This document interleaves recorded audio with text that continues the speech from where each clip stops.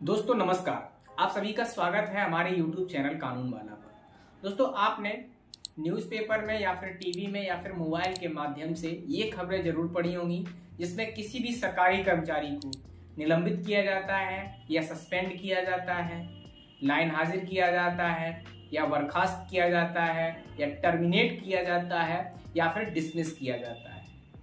अब जैसे आप इन खबरों को ही ले लें जो चर्चा में रही हैं, जैसे ज्योति मौर्य का मामला हो गया, जो एसडीएम थी उन्हें सस्पेंड किया गया था। तो इन सभी शब्दों का मतलब क्या होता है?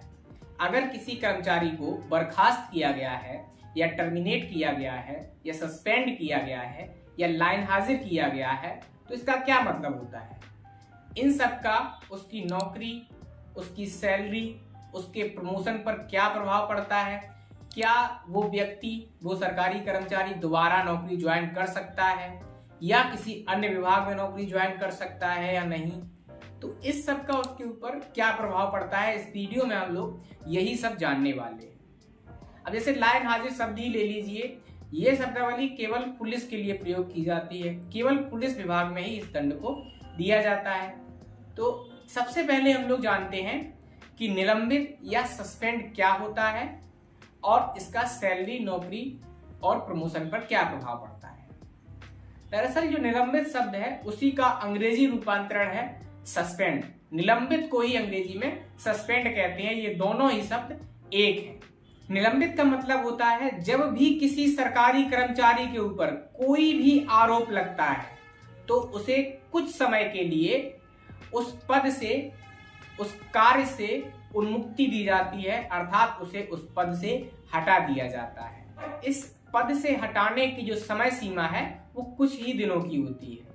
इसके बाद उस पर लगे आरोपों की जांच की जाती है। अगर वो उस जांच में निर्दोष पाया जाता है तो वो वापस नौकरी ज्वाइन कर सकता है, लेकिन अगर वह दोषी पाया जाता है तो उसे बर्खास्त भी किया जा सकता है। और इस बीच जब वो सस्पेंड होता है तो सस्पेंशन के दौरान उसे आधी सैलरी दी जाती है, आधे वेतन भत्ते दिए जाते हैं और बहाल होने पर उसे पूरी सैलरी और वेतन भत्ते दे दिए जाते हैं। अब जानते हैं कि सस्पेंशन का या निलंबन का उसकी नौकरी, सैलरी और प्रमोशन पर क्या प्रभाव पड़ता है। अगर वो व्यक्ति दोषी पाया जाता है और उसे बर्खास्त किया जाता है तो वह उसको वापस नौकरी नहीं मिलती और ना ही उसे सैलरी मिलती है, ना ही प्रमोशन होता है। जब नौकरी ही नहीं रही तो सैलरी और प्रमोशन कहां से मिलेंगी? लेकिन अगर वह जांच में निर्दोष पाया जाता है तो उसे पूरी सैलरी दी जाती है, उसका प्रमोशन उसी तरह से होगा जिस तरह से किसी अन्य कर्मचारी का होता है। वो चाहे तो नौकरी ज्वाइन करे या ना करे, वो उसके ऊपर निर्भर करता है। इसके साथ साथ अगर वो उस जॉब से इस्तीफा देकर किसी अन्य नौकरी को ज्वाइन करना चाहता है तो उसको भी ज्वाइन कर सकता है। तो हम कह सकते हैं कि निर्दोष पाए जाने पर किसी भी कर्मचारी के ऊपर सस्पेंशन का कोई प्रभाव नहीं पड़ता। अगर दोषी पाया जाता है तब उस पर प्रभाव पड़ सकता है। तो ये हुआ सस्पेंशन। इसके बाद हम लोग देखते हैं कि बर्खास्त क्या होता है। बर्खास्त को ही अंग्रेजी में डिसमिस कहा जाता है। डिसमिस और बर्खास्त एक ही शब्द है। बर्खास्त का मतलब होता है किसी भी सरकारी कर्मचारी की शेष पूरी नौकरी से हटा दिया जाना हमेशा के लिए। जब भी किसी सरकारी कर्मचारी को उसकी नौकरी से हमेशा के लिए हटा दिया जाता है, कहा जाता है कि अब आप घर बैठिए, आपकी नौकरी यहां पर समाप्त हुई, तो इसे कहते हैं बर्खास्त या डिसमिस्ड। इसका नौकरी, सैलरी और प्रमोशन पर प्रभाव क्या पड़ता है? देखिए, उसको नौकरी दोबारा नहीं मिलेगी और ना ही उसे सैलरी मिलेगी और ना ही प्रमोशन, क्योंकि जब नौकरी ही नहीं रही तो सैलरी और प्रमोशन कहां से मिलेंगे? तो इस तरह से हम लोग कह सकते हैं कि बर्खास्त व्यक्ति को ना ही सैलरी मिलती है, ना ही नौकरी में प्रमोशन मिलता है और ना ही दोबारा से ज्वाइनिंग मिलती है। और इसके साथ साथ उस बर्खास्त व्यक्ति को कोई अन्य नौकरी भी नहीं मिल सकती। जैसे मान लीजिए वो पुलिस में है, उससे बर्खास्त किया गया तो वह चाहे तो टीचर्स के लिए अप्लाई नहीं कर सकता। यदि टीचर है तो किसी अन्य सरकारी नौकरी के लिए अप्लाई नहीं कर सकता। इसके साथ साथ उसे चुनाव लड़ने का भी अधिकार नहीं होता। और बर्खास्त, जिसे अंग्रेजी में डिसमिस कहते हैं, इसी का ही दूसरा नाम होता है टर्मिनेट। ये आपस में पर्यायवाची शब्द है, तो यही टर्मिनेट का मतलब होता है। इसके बाद अगला शब्द हमारे सामने आता है वो है लाइन हाजिर। तो लाइन हाजिर क्या होता है? लाइन हाजिर केवल और केवल पुलिस विभाग द्वारा की जाने वाली कार्यवाही है।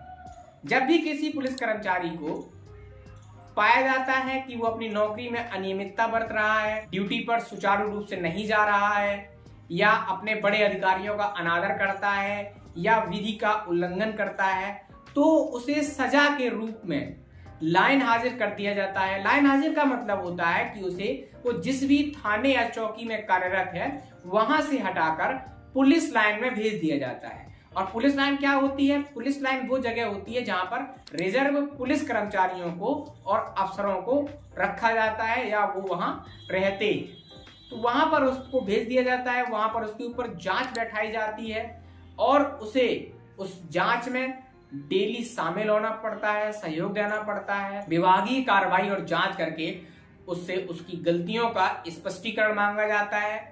और इस दौरान उस पुलिस कर्मचारी को कोई भी काम नहीं दिया जाता, और अगर उसकी गलती होती है तो सजा दी जाती है, अन्यथा उसकी सैलरी, उसकी नौकरी और उसके प्रमोशन पर लाइन हाजिर का कोई प्रभाव नहीं पड़ता और वह दोबारा नौकरी ज्वाइन भी कर सकता है। इसके साथ साथ वो चुनाव भी लड़ सकता है, और अगर वो किसी दूसरे विभाग में भी जॉब करना चाहता है तो वहां भी ज्वाइन कर सकता है बिना रोक टोक के। तो इन सब में अंतर क्या होता है आप लोगों ने देख लिया। इसके बाद मिलते हैं अगले वीडियो में, और आपसे निवेदन है कि अगर आपको ये वीडियो पसंद आया हो तो सब्सक्राइब जरूर करिए और शेयर कीजिए अपने दोस्तों को, जिससे उन्हें भी इन सभी शब्दों की आसानी से जानकारी हो और वो भी समझ सकें। मिलते हैं अगले वीडियो में, तब तक के लिए धन्यवाद। जय हिंद।